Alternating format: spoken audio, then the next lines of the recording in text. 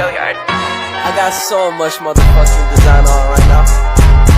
Break it down, bring it back, make it clap. I got 3 old thoughts, new block, wear that thing. Bitches on my line, and you know I got so much more.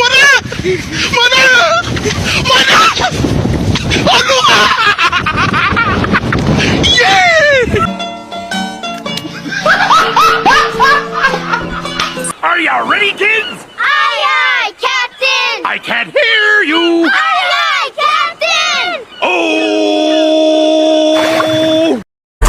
bitches on my line, and you know Kenalkan, nama saya Natalia Kusnarpun. Saya dari kelas 11 akil 3. Di sini saya akan menjelaskan tentang PPh pasal 24. Tonton videonya. Pengertian PPh pasal 24. Pajak penghasilan PPh pasal 24 adalah salah satu jenis pelunasan PPh dalam tahun berjalan yang merupakan pajak yang dibayar atau terutang di luar negeri atas penghasilan dari luar negeri yang diterima atau diperoleh WP dalam luar negeri. Adapun WP itu ialah wajib pajak.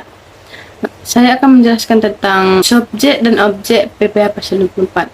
Yang pertama, yang menjadi subjek PPh pasal 24 yaitu wajib pajak dalam negeri yang terutang pajak atas seluruh penghasilan termasuk penghasilan yang diterima atau diperoleh dari luar negeri. Adapun yang kedua, yang menjadi objek PPh pasal 24 adalah penghasilan yang berasal dari luar negeri. Di sini saya akan menjelaskan tentang definisi PPh pasal 24.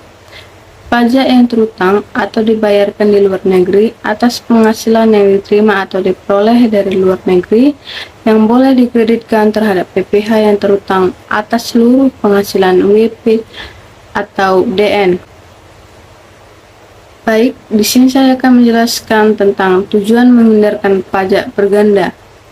Jumlah yang dikreditkan tidak melebihi perhitungan pajak yang terutang berdasarkan UUD PPh.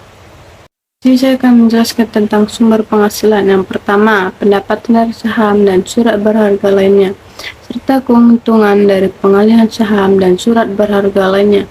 Yang kedua, yaitu penghasilan berupa bunga, royalita, dan sewa yang berkaitan dengan penggunaan harta benda bergerak. Yang ketiga, adapun penghasilan berupa sewa yang berkaitan dengan penggunaan harta dan benda tidak bergerak.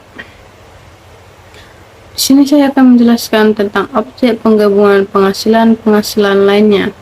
Penghasilan dari usaha, penghasilan berupa dividen, sebagaimana dimaksud dalam pasal 18 ayat 2 UU PPh, ditetapkan sesuai KMK. Penggabungan dilakukan dalam tahun pajak diperolehnya penghasilan tersebut. Sini saya akan menjelaskan tentang pencatatan transaksi PPh pasal 24. Yang pertama, saat menerima penghasilan dari LN, pendapatan akan diakui sebesar seluruh pendapatan. Yang kedua, pajak yang telah dibayar dianggap sebagai pajak di muka. Yang ketiga, adapun saat akhir tahun, pajak yang telah dibayarkan akan dibebankan, walaupun yang diperoleh dikreditkan mungkin lebih kecil dari jumlah yang dibayarkan. Contoh soal yaitu PT Sumut Rakyat berkedudukan di Indonesia memperoleh penghasilan neto dalam tahun 2018 sebagai berikut.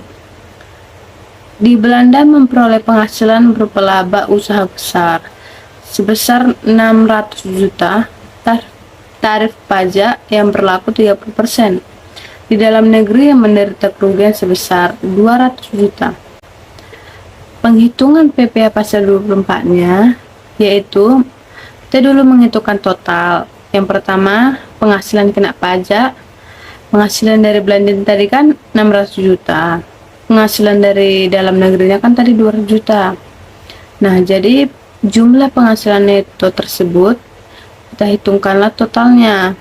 Menghitung total PPh terutang, pajak terutang sebesar 25% dikali 400 juta sama dengan 100 juta.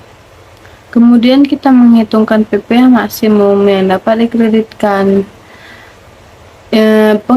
penghasilan luar negeri, total penghasilan dikali PPh terutang. 600 juta dibagi 400, terus nanti dikalikan lagi dengan 100 juta. Dapatlah 150 juta. Kita menghitung PP yang terutang atau dipotong di luar negeri 30% dikali 600 juta. Dapatlah 180 juta. Sekian presentasi saya. Terima kasih. Bring it back.